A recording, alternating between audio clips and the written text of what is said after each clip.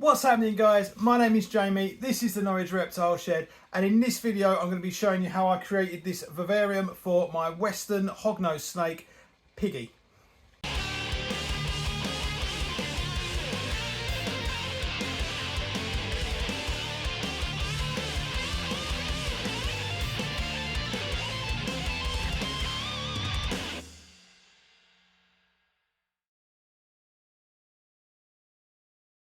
So before we get cracking on with this build, let's just quickly talk about Western Hognose snakes. These guys are probably the most kept species of hognose snake that we have in the hobby.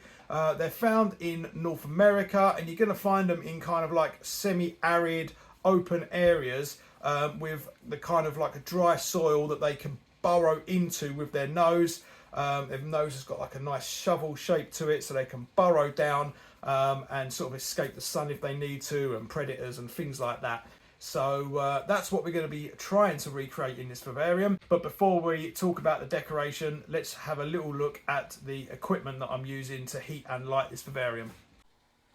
Okay, so we've got quite a basic setup in terms of equipment.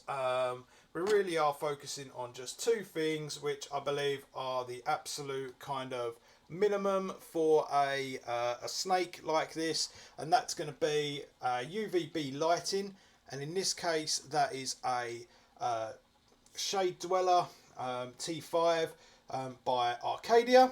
And then also we are providing heat from above, very natural, using UVA, and in this instance this is a Lucky Reptile mini sun, and I believe that is a 20 watt or possibly 35 watt, and they are absolutely perfect for little lizard species, little snake species. Really cool lamps, actually really hot lamps technically.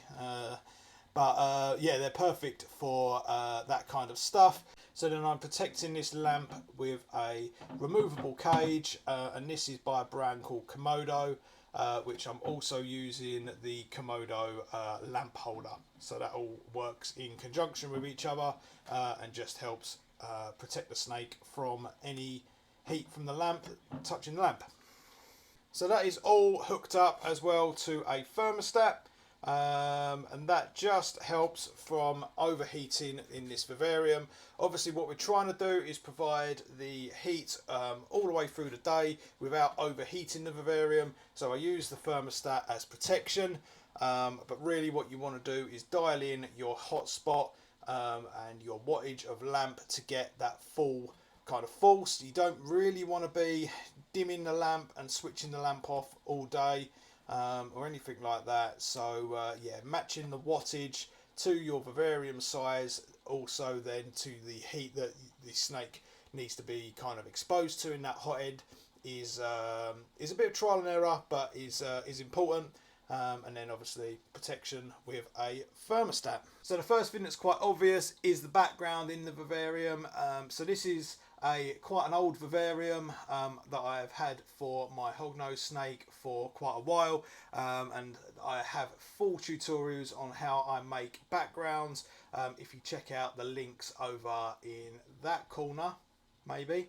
So I'm not going to cover the vivarium backgrounds in this video, but this is a few years old, and it's all cleared out, ready for my hognose snake Piggy to come out of brumation and have a nice fresh vivarium ready for the year. Now for the substrate, it's quite important that the snake can burrow, so we do want quite a deep substrate layer.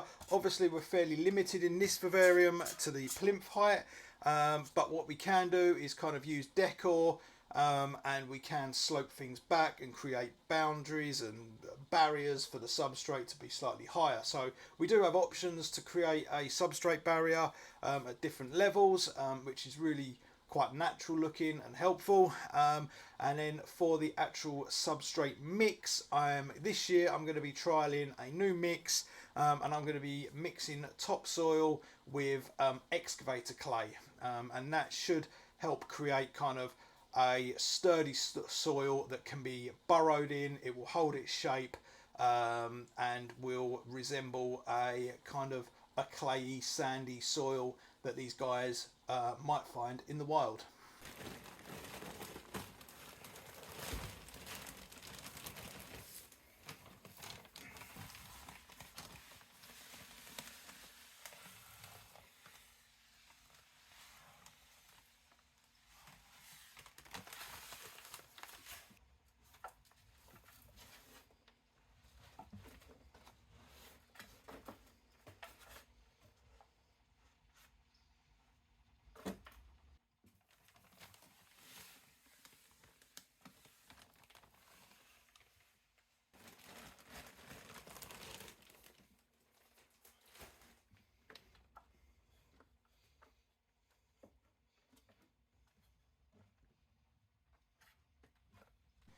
Okay, so that's the majority of my substrate in. I'm now just going to add a little bit of play sand as well, just for aesthetics and texture and things like that.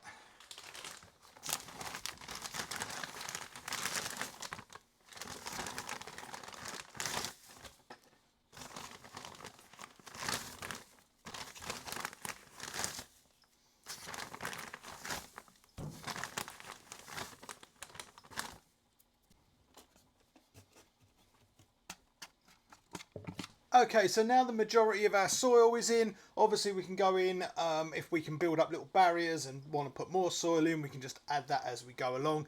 But now the base layer is in, I can then start to add my decoration. I'm going to use quite a lot of dried wood, some real natural stuff. I only tend to use natural decoration, but I'm also going to be using some fake hides. I'll show you them. Stuff like this, which I can bury into the soil, which will just help create those kind of instant burrows. And I've actually got 2 of them that I can place into the soil. You'll never even see them because there's going to be stuff over the top, but it will help just to initiate those burrowing spaces and little hide spaces.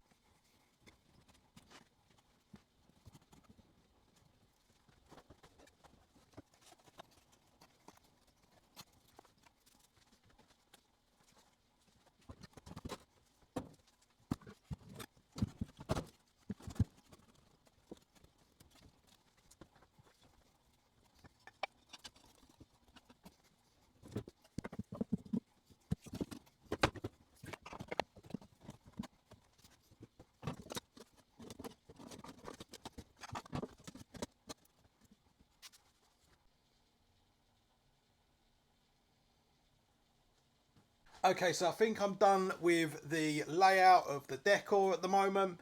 What I've added is obviously lots of dried branches and places to kind of climb, get to different elevations and things like that. I've also added in natural rock, a piece of slate.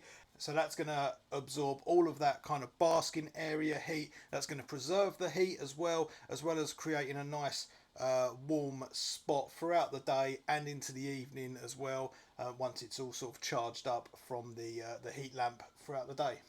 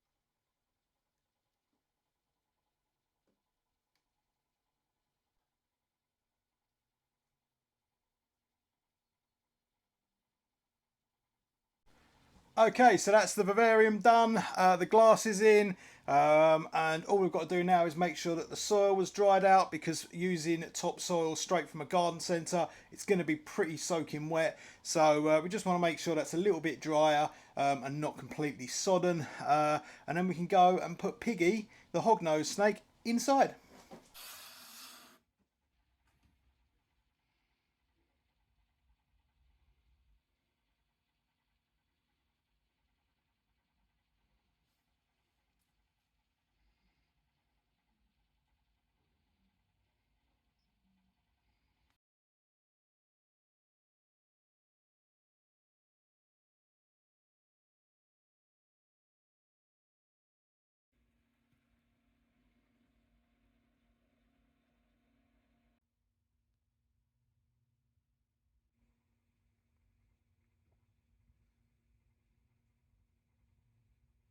And there we have it, guys. A fairly simple, but I think really cool looking naturalistic vivarium for a Western Hognose snake. I hope you enjoyed this one. If you have any questions, please drop them down in the comments. I'd love to hear from you. If you want to support the channel, make sure to hit that like button, that subscribe button, and if you'd like to support the channel even more, head over to Patreon, where for £2 or £3 a month I can feature your name at the start of each video.